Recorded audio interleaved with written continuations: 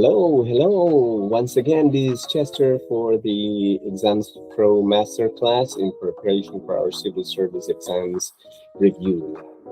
Our topic today is about trigonometry, right? Yung medyo mababaw lang po na trigonometry. Okay, let's start with the angles, right? So we've got three questions here. Number one, which angle measures less than 90 degrees? Right, may mga choices apat. Is it right angle, obtuse angle, acute angle, and letter D, straight angle?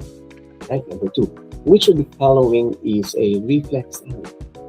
45 degrees, that's for letter A. C, that's for 180 degrees. D, that's for 120 degrees. D, 270 degrees. And third question, the total measure of angles around the point is which one? 90 degrees, 270 degrees, 180 degrees, or 360 degrees. Medyo madali lang po siya. Okay? So, kailangan lang po dito ma-identify natin kasi may mention siya sa civil service, yung mga terms nito. At least naintindihan natin kung ano ang mga iyon. Kung may computation man, alam natin kung ano ang sinasabi ni civil service. Okay? So, ito po yung mga angles. Alright?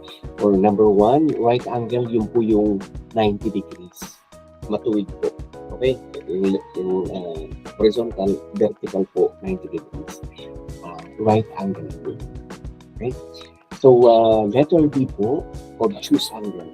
Anything that's more than 90 degrees, ito po sa letter D. Okay? Letter C po, acute angle. Alright? Less than 90. Hindi po equal kasi ang equals to 90 degrees, ang tawag natin dyan right angle. So, anything less than 90 degrees, that's acute angle. And we've got a straight angle. It's a straight angle. It's an angle of 180 degrees. Parang diretso sa line. Okay? Yung kanto niya, yung vortex niya, andun lang sa gitna, hindi dapat kita. Pero isang straight line. Okay? Never mind about vortex. Okay? Alright. Which of the following is a reflex angle?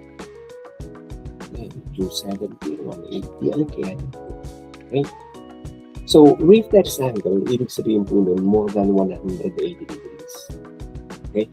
Ito po yung arrow dito, tapos lumampas siya sa 180 degrees. Yung pula, hindi po yan yung reflex angle. Ito po puti, okay, white part. 180 is one straight line. Okay? Dito kasi vertical siya, yung line. Pero lampas po siya, ibig sabihin. So, it's 270 degrees. Hindi pwedeng 180. Okay? Kasi ang tawag dyan straight angle. Okay? So, anything more than 180, ito ang tawag po siya. Reflex. Okay? Number 3, the total measure of angles around that point is 360 degrees. Isang ikot po siya. Ito po, yung isang ikot na degree ng circle po. Paikot po siya. Okay? Ang point po, yun yung center ng circle kung saan iikot. Okay? So, pag sinabing about face, yun yung tumaling po na 360 degrees. Oh, hindi. 180 pala yun. Pero dalawang about face, that's 360 degrees. Okay? Next one po.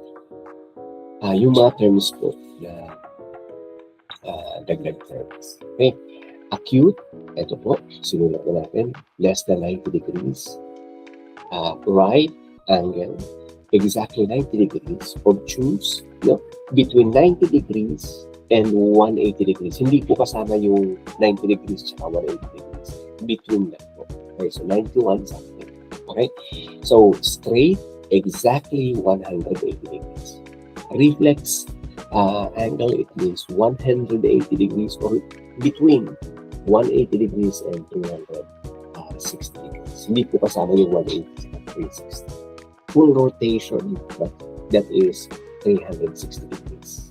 Okay, that's it for today, guys. Sana po makatulong po ito sa civil service exams natin. Bye-bye for now.